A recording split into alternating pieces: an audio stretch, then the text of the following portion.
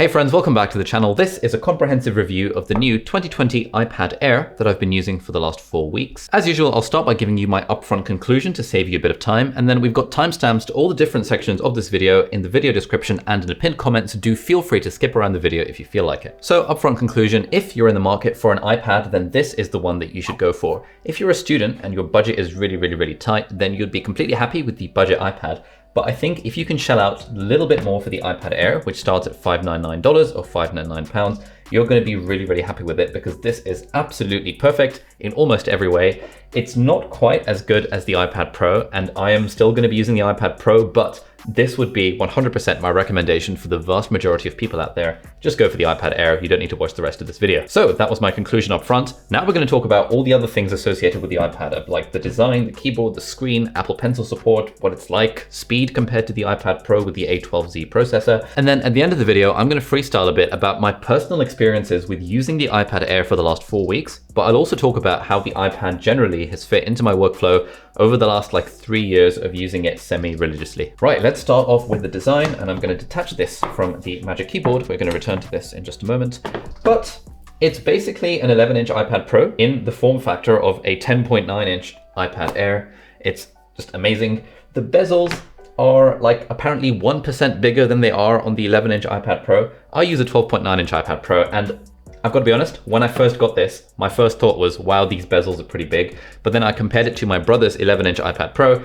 and honestly, you can't really tell much of a difference. The bezels on this are just look bigger than they do on the 12.9-inch iPad Pro. But apart from that, the design is kind of what you'd expect from an iPad Pro. It's just ridiculously light. In fact, I'm going to get my scales right now. It is 463 grams. That is pretty light, and realistically, to be honest, I always have it with the Magic Keyboard. So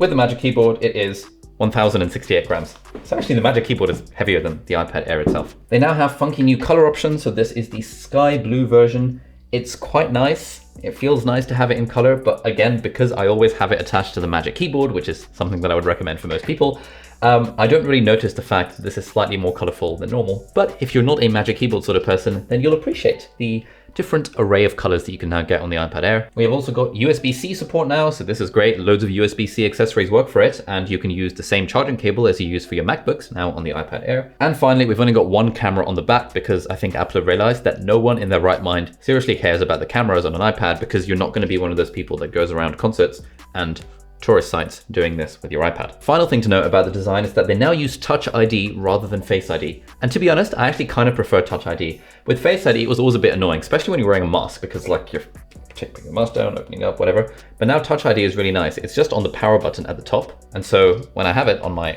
Magic Keyboard and I'm opening it, or if I need to use Touch ID for anything, I can just, it feels so natural to just put your left index finger on there. So yeah, overall very happy with the design. It's just great. Let's talk about the screen now. And the screen is, again, it's basically identical to the screen on the iPad Pros, which is to say, absolutely fantastic.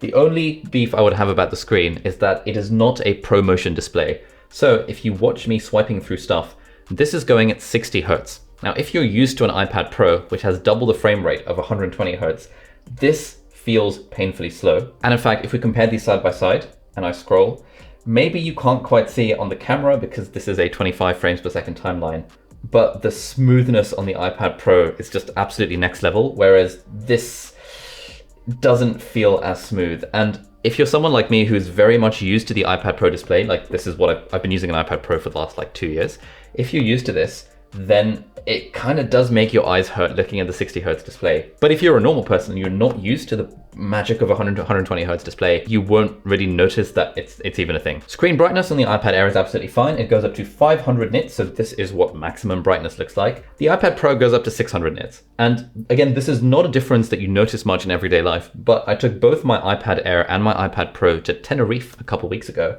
And I found that when I was in the very bright sunlight on the pool side of the hotel, it was a bit harder to use the iPad Air. And when I was on the beach, it was a bit harder to use the iPad Air than it was the iPad Pro because of that slight 100 nit increase in brightness that you get on the iPad Pro. But again, that's a very minor nitpicky point. It is very usable in sunlight. It's just not quite as nice as the iPad Pro, and the iPad Pro costs loads more. So Screen, basically no complaints, but it is very slightly different to the iPad Pro. Let's talk about battery life now. Nothing particularly interesting to say. Apple say that you get about 10 hours worth of web browsing. Anecdotally, I found that to be roughly accurate. I could basically take this out with the Magic Keyboard for a whole day and not really worry about charging it.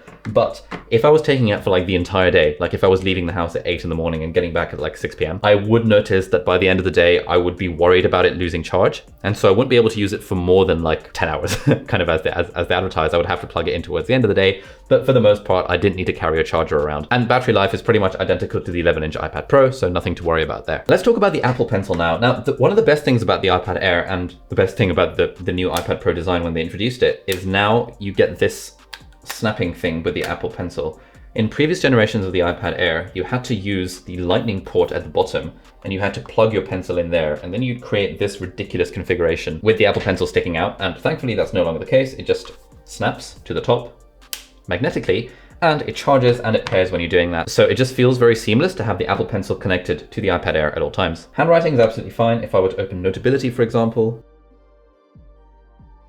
yeah, the handwriting is fine. I don't really do a lot of handwriting anymore because I don't like to do lectures and stuff in med school because I've graduated now and whatever.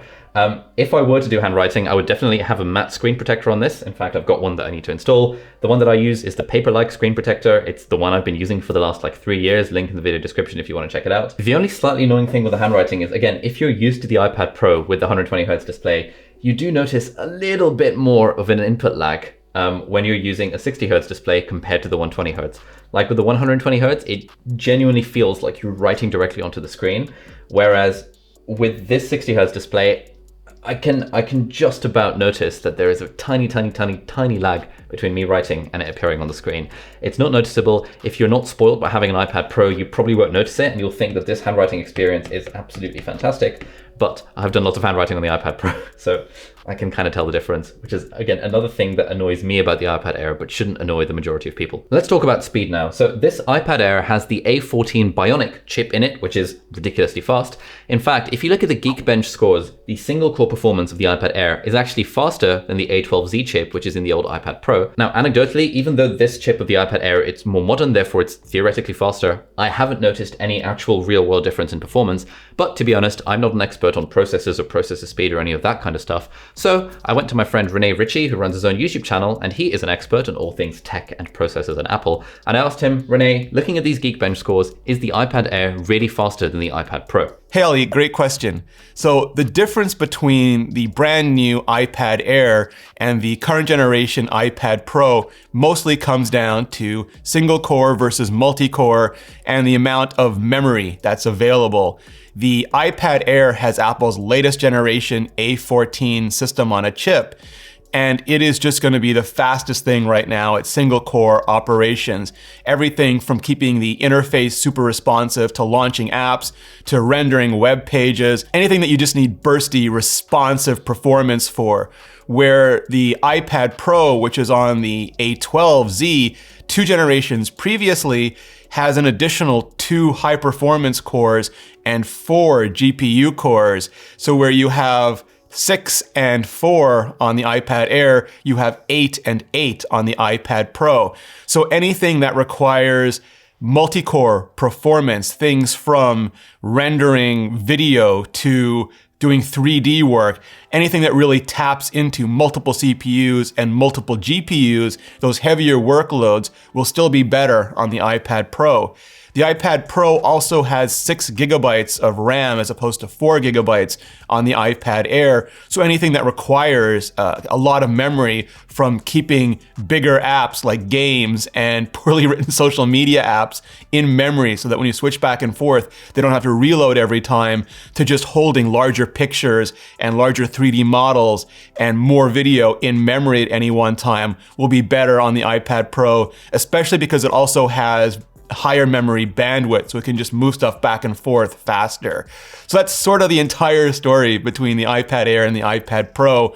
One is this incredibly fast moving sports car, and the other is this really fast moving, not quite as fast moving, but really fast moving truck. So there you have it. Most of us really won't notice the slightest difference in performance. Like, you know, the old generation 2019, 2018 iPad Pro is fast enough.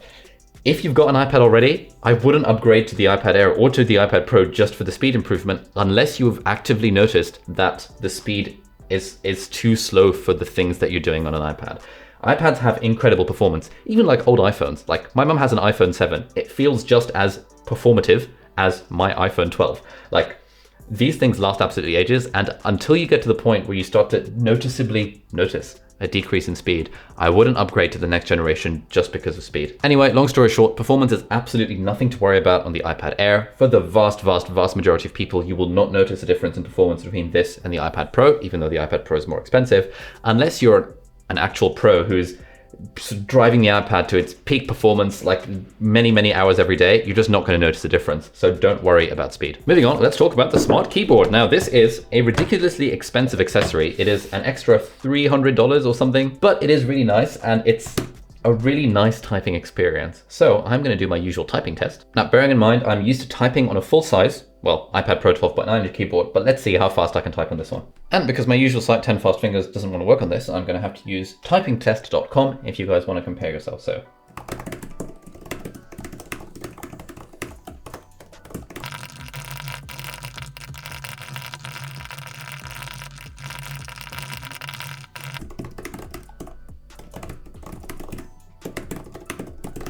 $127, it's a bit crap. Anyway, experience of typing on this keyboard is pretty good.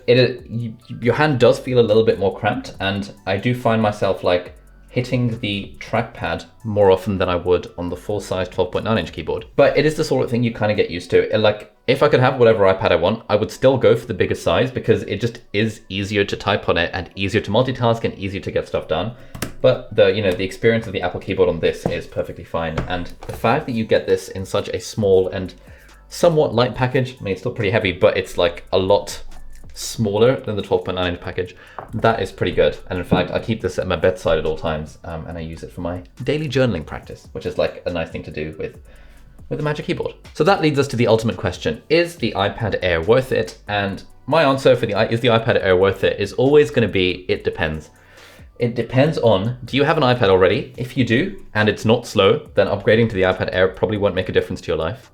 What do you do with an iPad? We all use iPads for a mixture of things: consuming, creating, connecting, coordinating, the 4 Cs, celebrating if you want to add a fifth to it, 5 Cs. And the question we want to ask ourselves when deciding is it worth it is, how much is our own personal productivity going to improve because we have an iPad versus if we don't have an iPad? Now, there is a pretty big jump between going from not having an iPad to having an iPad. This is like a novel thing to buy. It means you can suddenly leave your laptop at home, or in fact, do what I've done and switch to a Mac Mini, more on that in a little bit. It means you can take this into a coffee shop where, if you had like, let's say a 15-inch laptop, you wouldn't want to take that into a coffee shop. It means you can comfortably write on an airplane, whereas if you had a 13-inch laptop or a 15-inch laptop, then it would be a bit more uncomfortable. Does having an iPad unlock any new realms of personal productivity for you?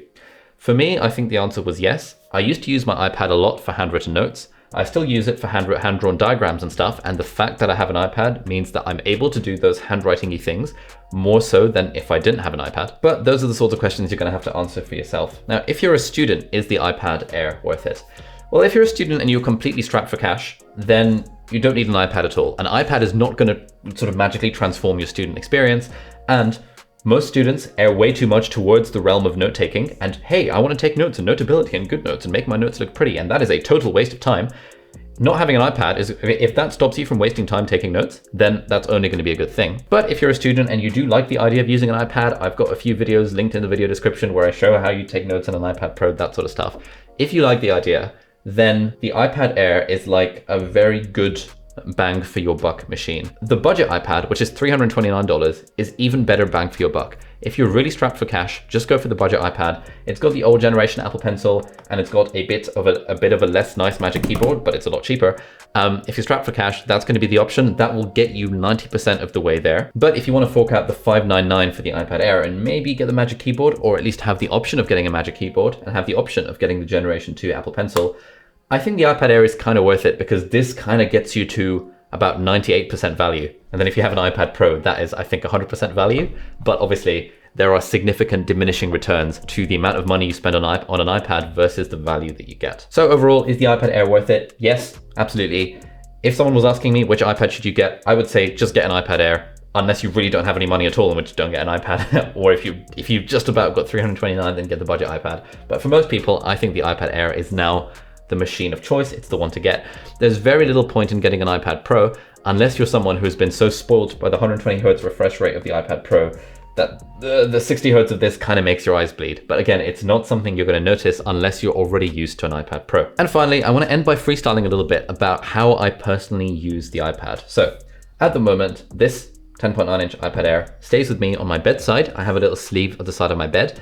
And if I have an idea for something at night and I can't sleep, then I just get the iPad out and I type away on Notion or on Drafts or something. Or if it's in the morning and I can't be bothered to get out of bed, I think, oh, actually I've got the iPad right next to me and I can get the iPad out and do my morning journaling or do like planning my day or even just scroll through Twitter. The other thing that I use an iPad for is that if I'm getting sick of sitting at my desk and my back is feeling hurting or whatever, then often what I'll do is I'll take the iPad Air or iPad Pro, depending on which one I'm testing, and I'll go outside onto the balcony if the weather is reasonable, or I will just go lie on the sofa, because it is very easy to just lie on the sofa and use the iPad to just type stuff out. And to be honest, for me, if I'm writing anything extensively, so like if I have to write an essay or write a blog post or write a script for a video or write anything at all, I prefer to do writing on the iPad Air than sitting here at my desk with my keyboard, because I don't know, it just feels a bit depressing to be sat at my desk if all I'm doing is writing. In fact, what I used to do when it wasn't lockdown is that I'd be taking my iPad to coffee shops with me, because like even the 12.9-inch is actually quite a nice size. You can just plop it down on a coffee shop and you can get loads of writing done. So that is mostly what I use the iPad for. The final question, can the iPad replace a laptop? Especially with the new M1 MacBook Air, MacBook Pro, I don't think the iPad has ever been able to fully replace a laptop, at least for someone like me. Basically, everything that you do on a laptop, you can do on an iPad. It's just the iPad is just a little bit slower. And if you're someone like me who values productivity and efficiency in absolutely everything that you do, and you spend hours and hours and hours on a computer every day, then doing stuff just on an iPad feels too frustrating and too slow, and you actually end up wasting quite a lot of time. Like let's say I was a student and I wanted to screenshot stuff from lectures. That is like trivially easy to do on a Mac. You do Command-Shift-4 and you can screenshot and it automatically copies to your clipboard and you can paste it into your notes. That takes like a millisecond. Whereas to screenshot on the iPad, you take the Apple Pencil or you do this key combination, you kind of swipe up from the side and then you have to kind of drag and you have to like get a little bit of your screenshot and then you have to go done and then you have to save it to your photos and then from your photos it takes about 15 seconds longer to do a screenshot on the iPad than it does the half a second it takes on a MacBook. And if you're someone like me who does a lot of screenshots, that time adds up and it just ends up being way too slow using an iPad. So overall, whether an iPad is going to be worth it for you is up to you to decide. Like, will it actually make a difference to your personal productivity? Is there anything that you will unlock? Or just like, you know, just a little bit more delight in using your computer and getting stuff done? Okay, like if you have an iPad compared to not having an iPad, or is it just going to become one of those random pieces of tech? For me, I'm really glad I have an iPad. Even though the M1 MacBook Pro is going to become my daily laptop and I've got the Mac Mini for my desk setup, I'm still going to be carrying around an iPad pretty much wherever I go because it just is quite nice. And so if you're in the market for an iPad, then yeah, wholeheartedly recommend the iPad Air. That brings us to the end of this video. If you enjoyed this video, then here is a link to a few videos that I've done showing all the different apps on my iPad. So that'll give you a better idea of how I personally use the iPad. Thank you so much for watching and I'll see you in the next video. Bye-bye.